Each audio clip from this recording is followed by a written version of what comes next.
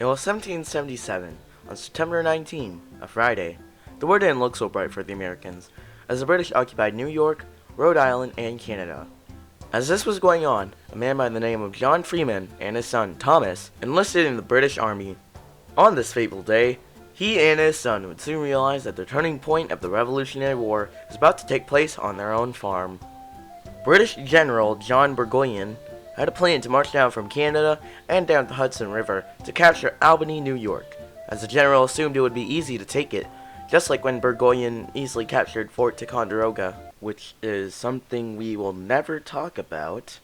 As General Burgoyne made his way down the Hudson River, he slowly realized that the journey was more difficult than it was expected, as he had sent troops to Vermont to procure supplies but were attacked and defeated, costing him about 1,000 of his men. Also, on the journey to the Hudson River, a contingent of Native Americans also decided to go home, lessening Burgoyne's numbers even more.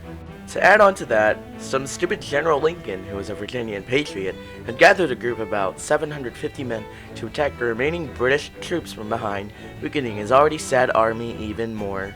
This gave the Americans enough time to set up defenses on the river of Bemis Heights, which was south of Saratoga. The river was important to the British, as they needed it to transport supplies, so General Burgoyne sent a detachment of troops and land in John Freeman's farm, since American General Lincoln and his troops were behind them and American fortifications and cannons were ahead. As the troops made their way to the farm, they met with American troops that were under the command of General Horatio Gates. From here, the Battle of Freeman's Farm has officially started. Fun fact, there were spies that were working for both British and Americans, passing secret messages and plans for battles back and forth. Some of these messages were hidden in coded letters with invisible ink, and even sewn into buttons.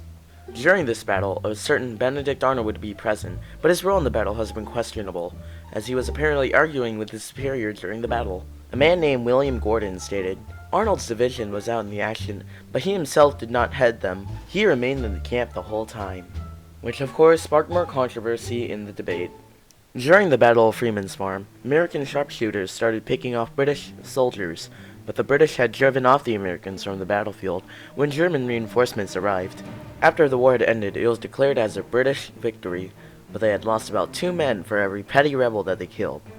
600 British troops had died, while an estimate of about 340 Americans had died in the battle. Despite a loss for the Americans, the Battle of Freeman's Farm was seen as a turning point in the war, showing that Americans had a chance against the strong and mighty British Army, giving a huge boost in the Continental Army's morale. General Burgoyne had been expecting reinforcements from General William Howe in New York, so Burgoyne had set up camp and held what the British had gained from the battle, while the Patriots let him do so. While Burgoyne had been waiting for reinforcements, he would never know that they would not come, as General Howe had left New York to take Philadelphia. General Howe had left General Henry Clinton to defend New York, leaving him with a contingent of British regulars. Clinton had sent a letter to Burgoyne that was received after the battle, promising that he was coming up the Hudson River with reinforcements from New York. And so, that concludes the Battle of Freeman's Farm. Okay, bye.